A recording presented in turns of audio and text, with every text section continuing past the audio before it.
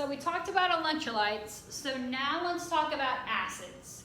So remember I kind of hinted that an acid is an exception when it comes to the non-electrolytes. So what is an acid? So acids are molecular compounds that ionize when they dissolve. It's a bad LV. Dissolve in water.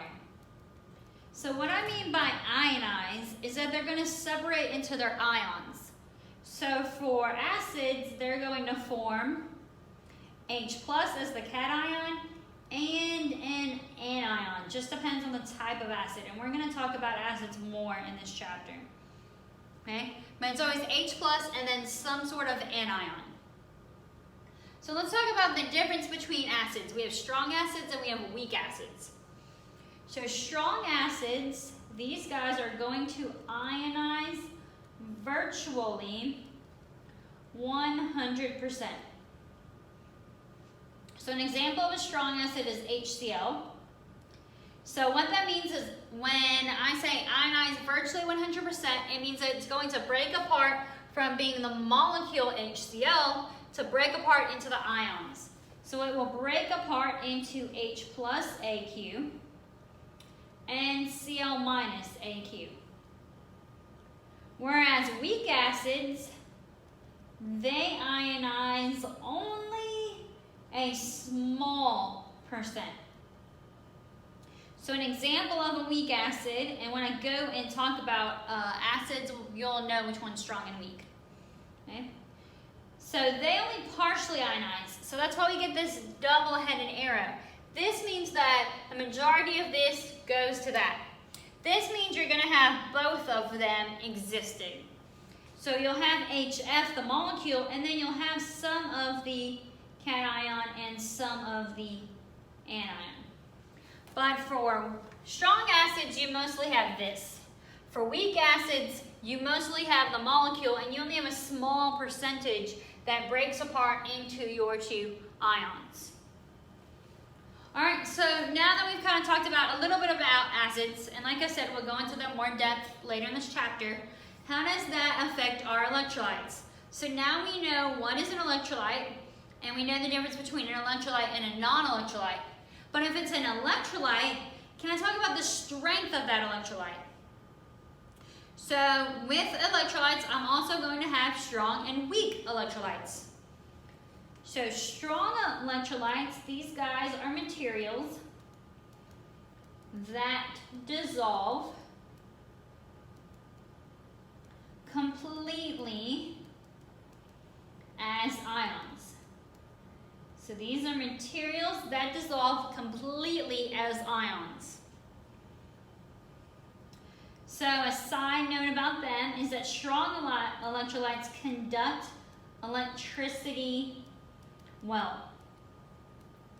So remember, an electrolyte is going to light up my light bulb. So a strong electrolyte is going to light up my light bulb a lot. It's going to be a nice bright light bulb. So who would be a strong electrolyte? So remember we said if it's an ionic compound, it's an electrolyte. Ionic compounds, because they all dissociate completely, they're all going to be strong electrolytes. So if it's ionic, it's strong. And I have my acids. So if I want to be a strong electrolyte, then I need to completely dissolve as ions. So that means that these would have to be strong acids. So strong electrolytes are ionic compounds and my strong acids. All right, what are weak electrolytes? So these guys are materials that dissolve mostly as molecules, but partially as ions. So when it dissolves, it doesn't completely separate into ions. You only have a few ions floating around. These guys still conduct electricity, but not well. This would be like a dim light bulb. So who would be a weak electrolyte? These would be my weak acids. So weak acids are going to be weak electrolytes because they only partially dissociate. So you have most of the molecule and you only have a few of the ions. So weak acids are going to be weak electrolytes. All right, one thing we need to talk about when we talk about this dissociation, these ionizations, we need to talk about polyatomic ions. What happens to them? So polyatomic ions stay together. So I'll give you an example. Na2SO4. This is an ionic compound.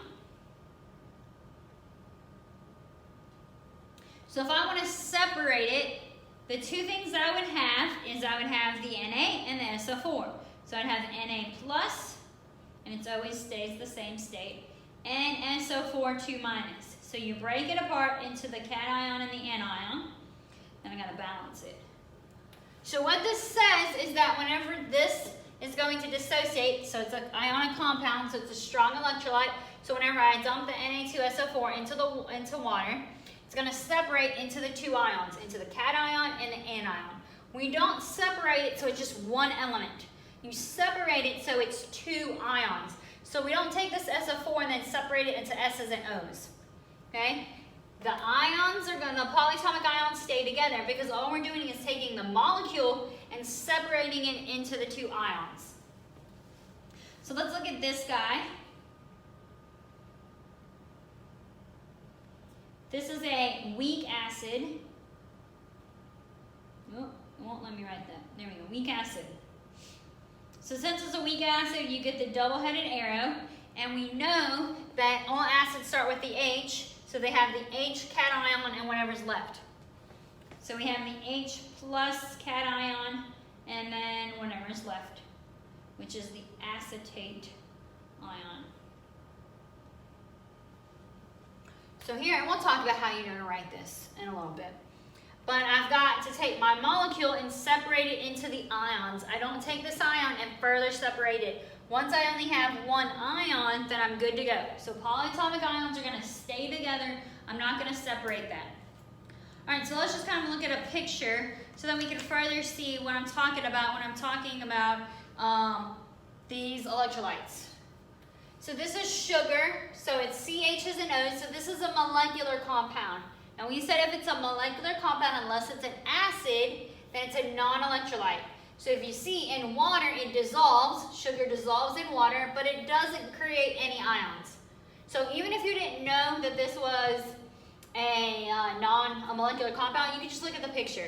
There's no ions, so it dissolves, but it's a non-electrolyte.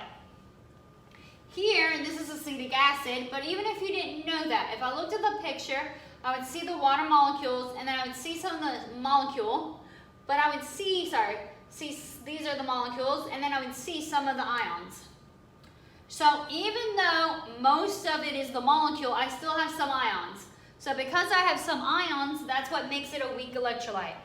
So it lights up the light bulb a little bit, but it's not very good. So that's why weak conductor of electricity, because this is a weak acid. NaCl is an ionic compound, so we said if it's ionic, it's going to be a strong electrolyte. If you look, all you see are the cations and the anions. That's it. And my water. I don't see any of the whole molecules still stuck together. So that's why it's going to completely dissociate into the ions, making it a strong electrolyte, and that's why my light bulb lights up a lot. Okay? So that's my electrolytes, my strong electrolytes and my weak electrolytes and non-electrolytes. So the next question we have is, well, how do I know if it's actually going to dissolve? So we're talking here about if it's an electrolyte or a non-electrolyte, it dissolves. So it has to dissolve to be even considered in one of these categories. If it doesn't dissolve, it doesn't mean it's a non-electrolyte. Non-electrolytes dissolve, they just don't create ions. So how do I know if something's going to dissolve or not? And that's what we're going to talk about in our next lecture.